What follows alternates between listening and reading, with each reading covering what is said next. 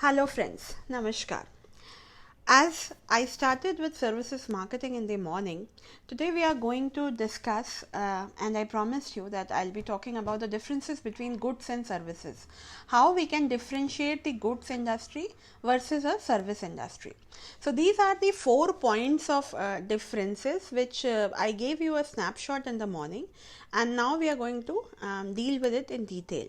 The first is intangibility, heterogeneity, second, perishability, third, and simultaneous production and consumption. By the way, in intangibility, heterogeneity, and perishability, the Y is coming in the next line. There's no intention behind it. It's just because of some, adjustment issues. Anyways, let's continue. So, as you all know, service sector is when the experience transfers from the seller to the buyer.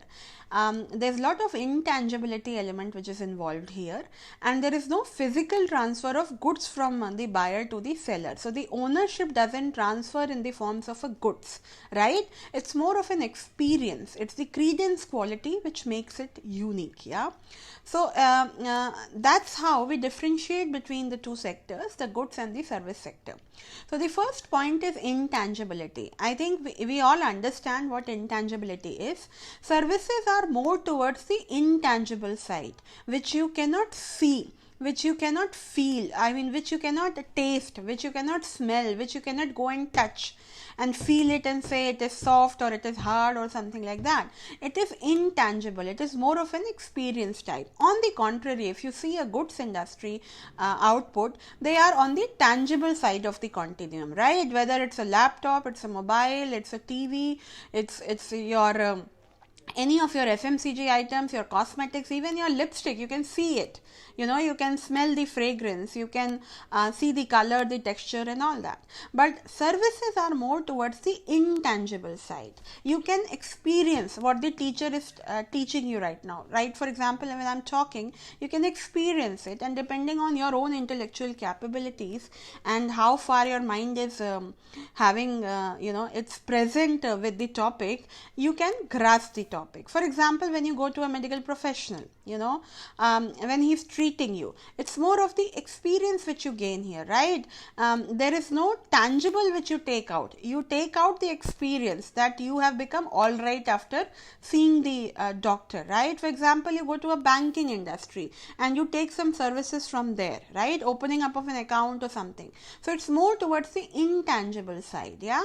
For example, you go to an airlines. Yeah, it's more towards the intangible side. You don't take a good when you come out of an airline. You take the experience, and that you have been transferred from one place to another, right? So it is more towards the intangible side. The next is heterogeneity. Now this is important with respect to the fact that we should understand. See what happens in a goods industry.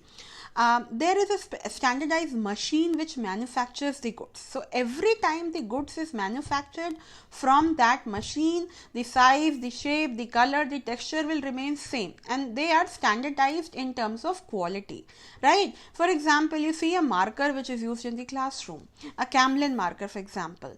Now it's thousands or millions or trillions of markers being manufactured with the same machine. Every time it will have the same size, texture, circumference, color, etc, etc, etc. So it's easy to make it standardized. On the contrary, in a service sector, every time, because it's people driven, every time a service is being performed, it's difficult to bring the standardization. For example, I'm taking this lecture right now. Suppose I take this lecture again after 1 hour on the same topic, same slide. Is it possible for me to repeat sentence by sentence, word by word, comma, full stop by full stop, everything, even voice modulation, same what I am doing right now? No. It will become little different from what I am talking right now, right? So heterogeneity is bound to happen. Yeah, and that's make it different, and that's why it's a process oriented industry, and that processes are involved, the 3 P's of service marketing which we discussed, that is people, process and physical evidence. So process makes it standardized, and that's why we need to standardize the processes, right? From step 1 to step 10 the process should be same, otherwise the heterogeneity element will be more, right? For example, you go to a say a educational institute, there is a way, there is a process, right?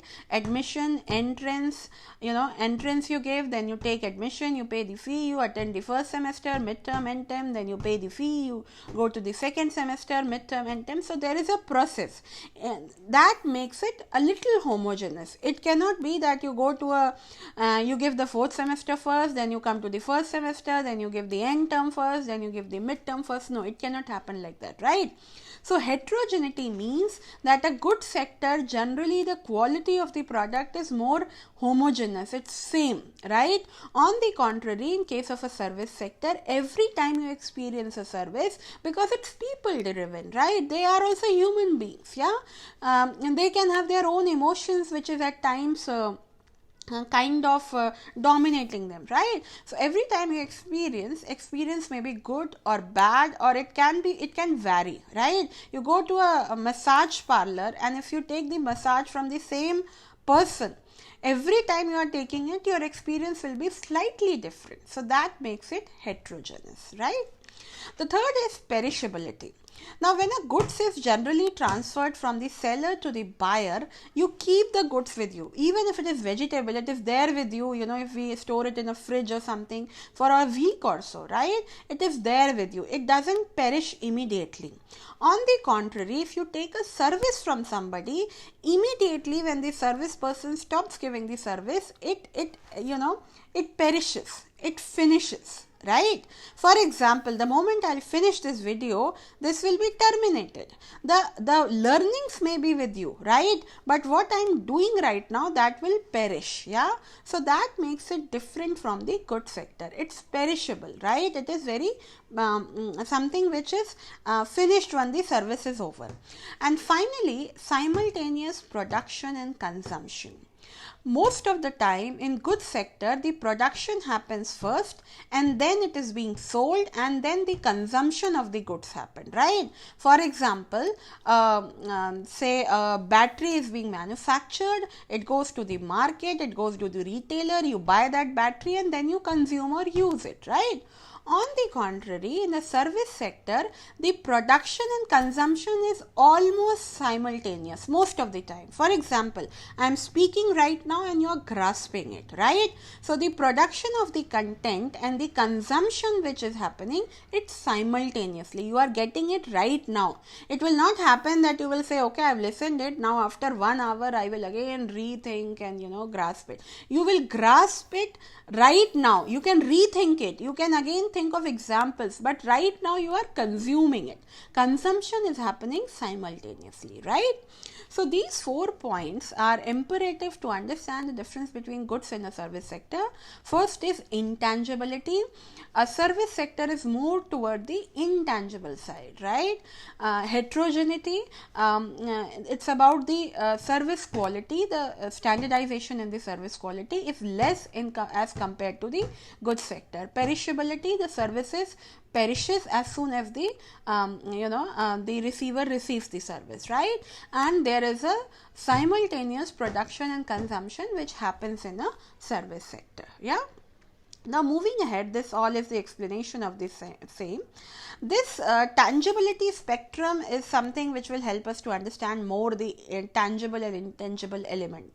Now if you see that services are towards the intangible side, because intangibility dominates there. On the contrary, the goods is towards the tangible side, which you can say salt. It's tangible, you can see it. Soft drink, detergent, automobiles, cosmetics, yeah. And if you see the services, the downside, teaching, which is happening right now, consulting, investment management, airlines, advertising agency, they are all towards the intangible side. Now there is one service which has both the elements, tangible and intangible both together, that is fast food outlets, the restaurant. right?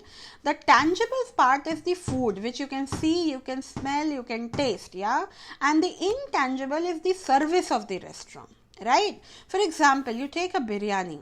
Now you take a biryani in a local dhaba. The biryani is the tangible element, and the person who is coming in a shabby clothes and he's serving you with all his shabby, utensils, versus you go to a Taj group of hotels or a 5-star restaurant and you take the biryani, you order. The biryani is the tangible element, but the decoration, the experience, the way the waiter is coming all decked up, speaking in English, music, flower, aroma, all that is the intangible element of it, right? So this is one sector which has both. As you can see, they are in the middle of it, that is the restaurant, the fast food outlets, which has both the elements of tangibility and intangibility, right? Now moving ahead, this is another important aspect that we should be discussing, that is the flower of service. As you can see here, any service sector has one thing in core, the core product of the service, which is surrounded by cluster of supplementary services, right? So one is the core product. Of course, suppose you say fast food restaurant, yeah, so the core product is the food which you are going to have it, yeah, whether it's Taj or whether it's local dhaba, you will have a biryani. That is the core product, right?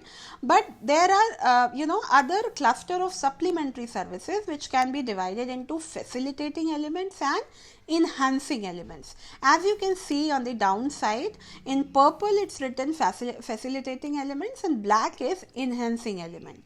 So what is a facilitating element? Something which facilitates the service. For example, billing, payment, information and order taking. These are in purple. They are the facilitating element, right? And what are the enhancing element which will enhance the service experience? The hospitality, the consultation, the safekeeping, how they are keeping, the safety services and other, and the exceptions, the extra thing which they are doing, the value adds which they are doing, right? So what does this flower of service indicate? That any service which you see, one is the core product. Suppose airlines. So the core product is the transfer of person from one place to another. That is the core product, right? But the billing, the payment, the information displayed, the way you are taking your boarding pass and all, these are the facilitating element which facilitates the service. And some are enhancing the service. The enhancers, the way a cabin crew member is all decked up, the way he or she is talking, the cleanliness, all these are enhancing element which will, or if you go inside, you are being given a candy or a chocolate or something like that, that enhances the experience. Now this can be explained here, the flower of service, as you can see here, in a typical food and beverage sector, where food and beverage is the core product, right? But as you can see, just a second, as you can see, billing, payment, information and order taking are the, as you can see in green, billing, payment, information and order taking are the facilitating element, right? So billing is done, self-billing, mail billing, payment by credit card, check or cash handling, information regarding reservation, menu, prices, reminders, order taking, table reservation, ordering menu. These are facilitating service. And the others are enhancing elements, right? For example, consultation, customized advice, menu suggestions. If somebody, sir, why don't you try this? This is special today. Or hospitality, the waiting area, the free beverages, toilets, right? Or the safekeeping, the courtroom, the valet parking, right? All this which enhances, these are the enhancing elements. Or exceptions. For example, if you have a complaint, if you have some suggestions, if you have some compensation for some unsatisfactory service, so these are the exceptions, right? Value adds which are being given in case you are not happy with the service, right? So the flower of service, if you apply to a core food and beverage industry, it is like this. Some are facilitating element, for example, billing, payment, information and order taking, and some are enhancing elements, the consultation, hospitality, safekeeping and exception, right? So if we kind of just a second, if we yeah, I think just a second. So if we see the flower of service again, there is a core product, okay, the core product. What is the core product of the service? The second is facilitating elements, which is facilitating the service, and the third is enhancing the service, which is enhancing the quality of the service, right? So to conclude what we discussed today, we discussed the difference between the goods industry and the service sector, which is on the 4 factors, which includes simultaneous production and consumption, tangibility or intangibility element, heterogeneity and perishability, right? So the service is intangible, more towards intangibility, service is more towards heterogeneity, service is more towards perishability, and service is more towards simultaneous production and consumption. And the second is the flower of service. So if you see the flower of service, there is a core product, the core service, and then there is a facilitating element which facilitates the service, which includes billing, payment, information and order taking, and the other is enhancing elements which enhances the experience of the service, which includes consultation, hospitality, safekeeping and exceptions. Okay, so when we meet next, we will be talking about the service triangle and other issues which are core and pertinent to the service sector. One very important issue is of course the gap model of service, which we will be spending some time on understanding it, right? So I hope it's clear.